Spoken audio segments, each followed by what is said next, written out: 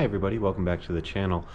One of the things that I wanted to do so that you guys can continue to get videos every single day is add in another bonus one. And this one I wanted to talk about how do you plan from going from one town to the next town, and what you know where you're gonna camp, how many miles you're gonna hike, where the water is, how do we determine all of that and make it successfully from one town to the next.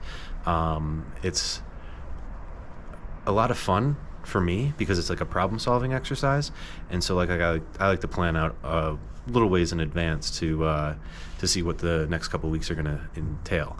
But what I want to do is go over the section that we just did, so how I planned our trip from Big Bear all the way to Wrightwood and the different things that we had to look out for. It's a good section because there's a very good mix of different types of conditions and scenarios that we needed to look out for on the trip. So just readjust this a bit.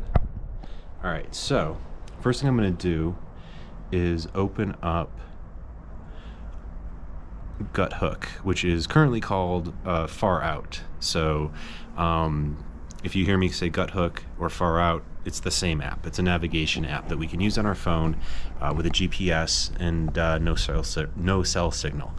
Makes it very easy in the wilderness. So on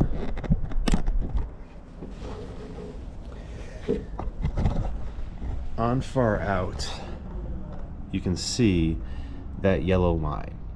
And basically what we wanted to do was determine where is the next water source going to be and where is there camping around it, basically. So out of Big Bear, what I like to do is anytime we come out of town, limit our hiking to about 15 miles because it can be kind of tricky to get hitches.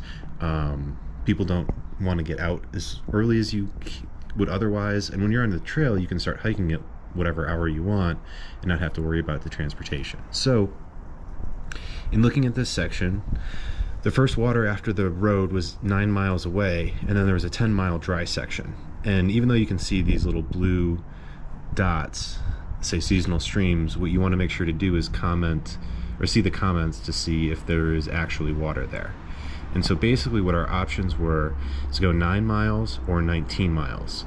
And because it was an easy day out of camp or out of town, we wanted to stick with the 9 miles. That also allowed us to stay in town for lunch and not have to pack out an extra meal.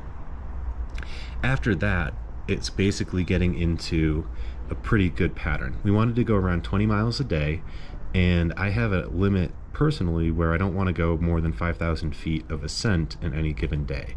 So going through here, it was 19.7 miles to a water source and campground, 19.6 miles to a water source and campground, and then the next day was 21.4. All of these were great hikes, 1,500 on average total route ascent. We're going down near a lake, plenty of water opportunities.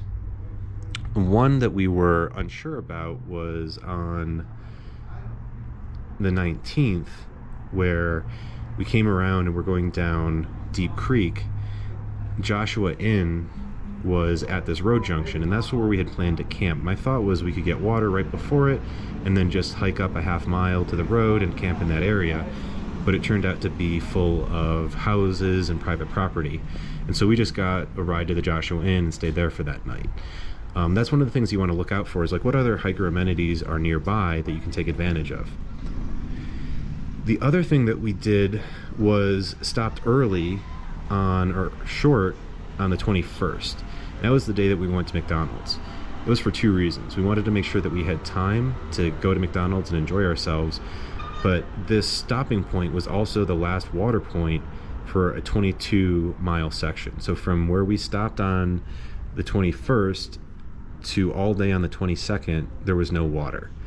So what we decided to do was do a short day, rest up, get ready for it, and then just push through for that last 22 miles. And all those things are the things that you need to take care of and to pay attention to when you're planning a section. So I hope that helped get you guys some ideas of how we plan from town to town. Please let me know what questions you have. I know that was a really quick explanation, but I'm happy to answer any questions you have in the comments. Don't forget to like and subscribe, and I'll see you tomorrow as we head out of Wrightwood. Happy trails.